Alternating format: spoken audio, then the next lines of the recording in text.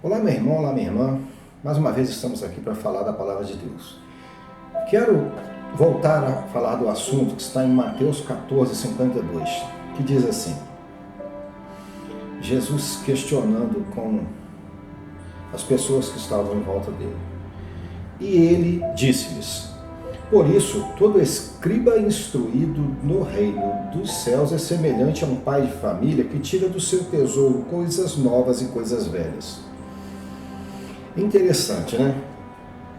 O que é retirar do seu tesouro coisas novas e coisas velhas? Você já pensou que pode ter dois significados? Retirar pode ser exterminar, mas retirar também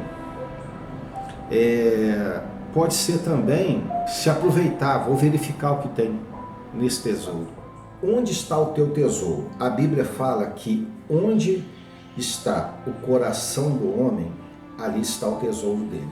E é muito interessante essa passagem, porque o escriba instruído, as coisas novas, existem coisas novas que você vai aprendendo hoje em dia, quando você, por exemplo, não estuda a palavra de Deus, as pessoas vão colocando para fora os líderes,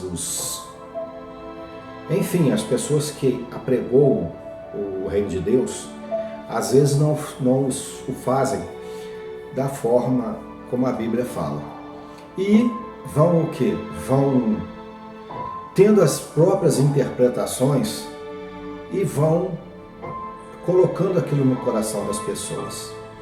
Olha só, nós temos agora vários tipos de igrejas que é permitido conviver com o pecado, é permitido a prática do pecado, e é uma coisa comum.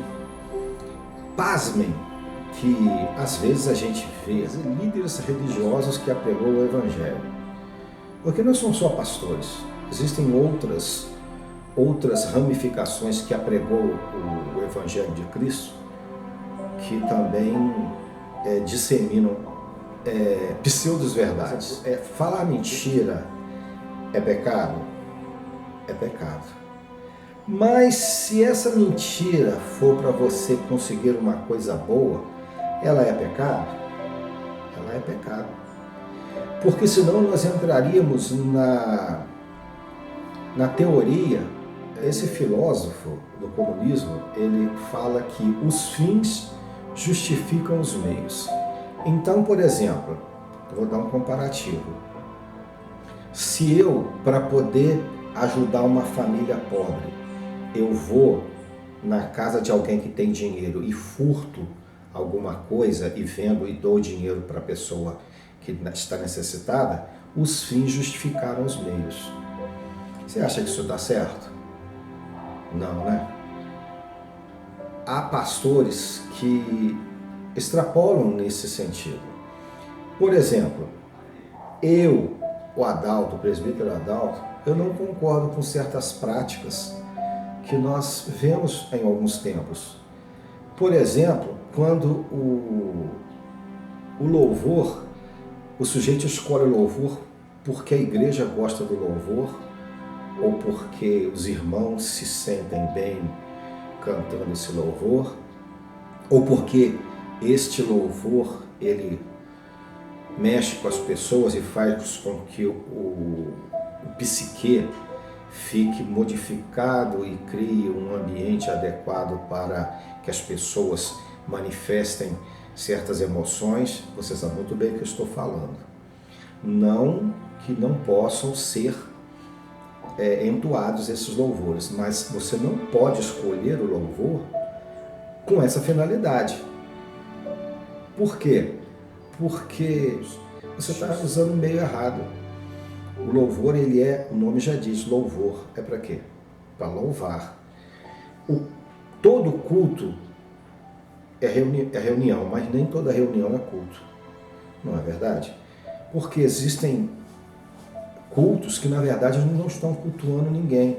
É culto de aniversário do pastor tal. Se fala em tudo, mas Ah, não, glória a Deus, mas acontece que Deus mesmo ali estão cultuando é o pastor.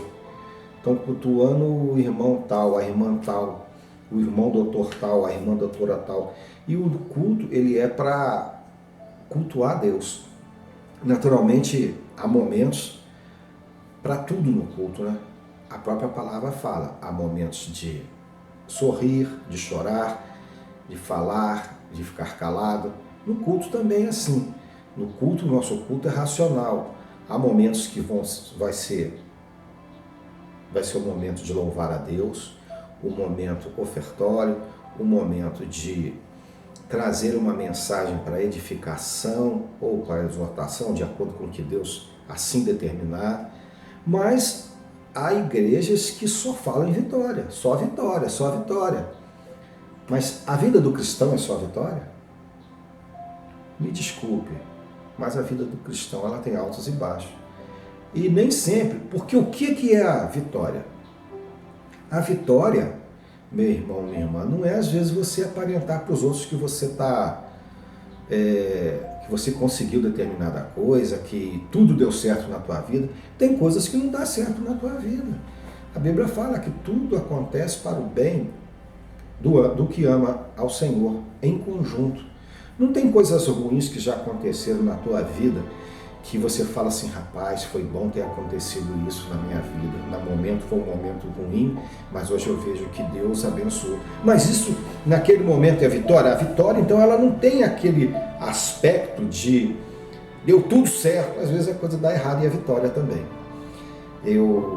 Então, como eu estava falando, voltando aqui para o nosso trecho, as coisas novas e as coisas velhas, existem coisas novas que você tem que deixar no teu tesouro. Mas existem, por exemplo, os judeus, eles tinham certos costumes ritualísticos, mas depois que Jesus veio ao mundo, cresceu, apregoou o evangelho do cristianismo e foi morto, ressuscitou, muita coisa não precisava mais, como é o caso do sumo sacerdote, para que nós tivéssemos acesso ao coração de Deus. Isso são coisas novas que nós guardamos no nosso tesouro.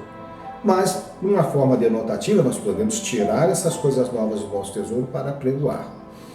E aquelas coisas, o que saiu do tesouro, coisas velhas? A questão do sumo sacerdote, isso saiu do tesouro. O tesouro ficou guardado, mas isso aí saiu do tesouro. A questão de tirar, você pode ter dupla interpretação.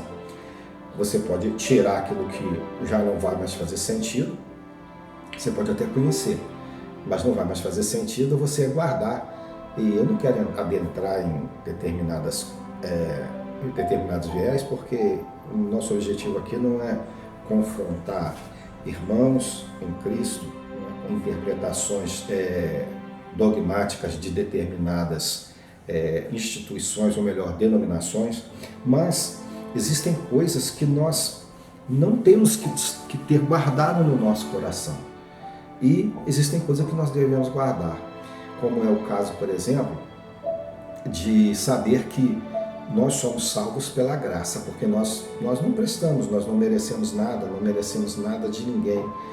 E Deus, por intermédio de Jesus Cristo, Ele deu o seu Filho para que nós fôssemos resgatados. Então, meu irmão, minha irmã, fique sabendo que não é tudo que vão te apresentar como uma forma de evangelho que é ao pé da letra aquilo que a Bíblia fala. Então, eu concito você o seguinte: verifique, procure estudar o significado de cada palavra, de cada gesto, de cada contexto, porque às vezes o contexto ele diz muito.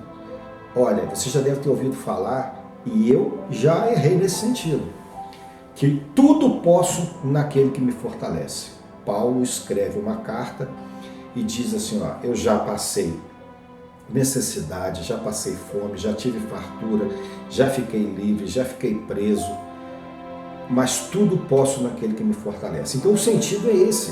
O que é o sentido de que eu tudo posso? Eu posso jogar na loteria que eu vou ganhar? Não, o sentido não é esse. O sentido é o seguinte: eu posso passar por tudo isso, mas eu serei fortalecido. Eu serei fortalecido, eu conseguirei passar por tudo isso e Deus estará sempre comigo, me fortificando, me dando coragem, me dando ânimo, me dando soluções. Nem sempre a solução é aquela que você espera, mas Ele vai te dar a solução. Você está entendendo isso? Então eu gostaria que você fizesse seu comentário, compartilhasse esse vídeo, ative o sininho, dê seu like e vamos compartilhar um pouco da palavra de Deus. Hoje nós precisamos muito estar sintonizados no que realmente Deus quer falar conosco. Que Deus possa abençoá-los em nome do Senhor Jesus Cristo.